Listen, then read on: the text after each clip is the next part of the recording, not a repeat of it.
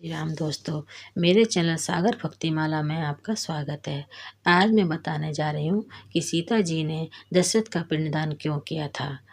जब श्री राम को वनवास हुआ था, श्री राम, लक्ष्मण और देवी सीता वनवास में गए थे। राम जी के वियोग में राजा दशरथ का देहांत हो गया।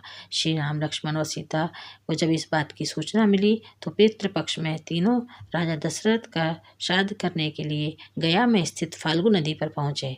फाल्गु नदी के तट पर पहुंचकर श्री राम और लक्ष्मण श्राद्ध के जरूरी का सामान लेने नगर में चले गए, जबकि माता सीता उनके वापस लौटने की प्रतीक्षा करने लगी। बहुत समय बीत जाने पर भी श्री राम और लक्ष्मण जी नहीं लौटे।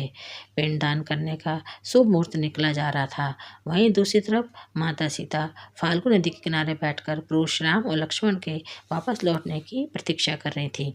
माता सीता को अकेले तट पर बैठा देखकर राजा दशरथ की आत्मा सीता जी के पास आई और पिंडदान करने के लिए कहने लगी। माता सीता ने कहा, उनके पुत्र के होते हुए वे पुत्र वधू होकर कैसे पिंडदान कर सकती हैं।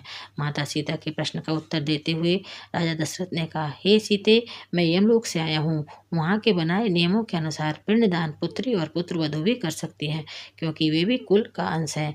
पिंडदान का मुहूर्त निकल जाने पर मेरी आत्मा को मुक्ति नहीं मिलेगी, इसलिए तुम शीघ्र ही मेरा पिंडदान कर दो। अपने ससुर राजा दशरथ की बात सुनकर माता सीता ने दशरथ जी का पिंडदान करना स्वीकार किया। फाल्गु नदी के किनारे बैठकर माता सीता ने मंत्रों का उच्चारण करते हुए अपने पितर राजा दशरथ का पिंडदान किया। पिंडदान के समय माता सीता ने फाल्गु नदी, गाय, केतकी के फूल और वट वृक्ष को पिंडदान का साक्षी बनाया। जैसे ही माता सीता ने शुभ मुहूर्त में राजा दशरथ का पिंडदान किया, उनकी आत्मा को मुक्ति मिल गई। कुछ समय बीतने के बाद जब श्री राम, लक्ष्मण, सीता जी वापस लौटे तो सीता जी ने उन्हें राजा दशरथ की आत्मा के धरती लोक पर आने की घटना के बारे में बताया। सीता जी के मुख से यह पूरी घटना सुनकर श्री राम और लक्ष्मण को बहुत आश्चर्य हुआ। माता सीता प्रभु श्री राम और लक्ष्मण जी की आश्चर्य का कारण समझ गईं, इसलिए उन्होंने फाल्गु नदी, गाय, वटवृक्ष और केतकी के फूल का आह्वान करके उन्हें गवाही देने को कहा। सीता जी ने इन चारों से कहा कि वे पिंडदान की पूरी घटना श्री राम को बताए कि उन्हें किन परिस्थितियों में राजा दशरथ का पिंडदान करना पड़ा। लेकिन फाल्गु नदी, गाय और केतकी के फूल ने झूठ बोला कि उन्हें राजा दशरथ के पिंडदान किए जाने की कोई जानकारी नहीं है, जबकि वट वृक्ष ने सच बोला। राजा दशरथ की आत्मा के कहने पर माता सीता ने उनका पिंडदान किया। वट वृक्ष के मुख से सत्य सुनकर माता सीता बहुत प्रसन्न हुई, जबकि बाकी तीनों गवाह के असत्य पर माता सीता को बहुत क्रोध आया।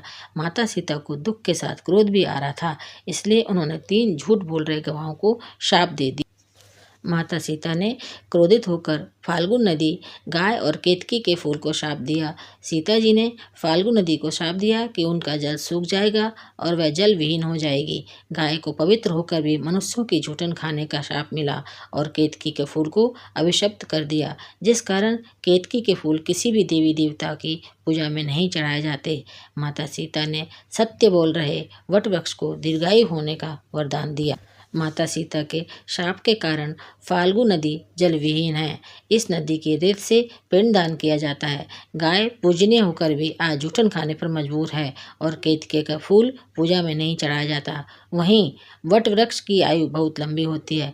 इन तीनों को देखकर कलयुग में हर मनुष्य को सबक लेना चाहिए कि किसी घटना का साक्षी बनकर झूठ नहीं भूलना चाहिए।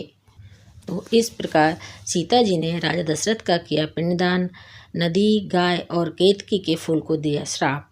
तो दोस्तों, कैसी लगी ये जानकारी? ऐसी और जानकारी के लिए मेरे चैनल को लाइक और सब्सक्राइब ज़रूर करें। धन्यवाद।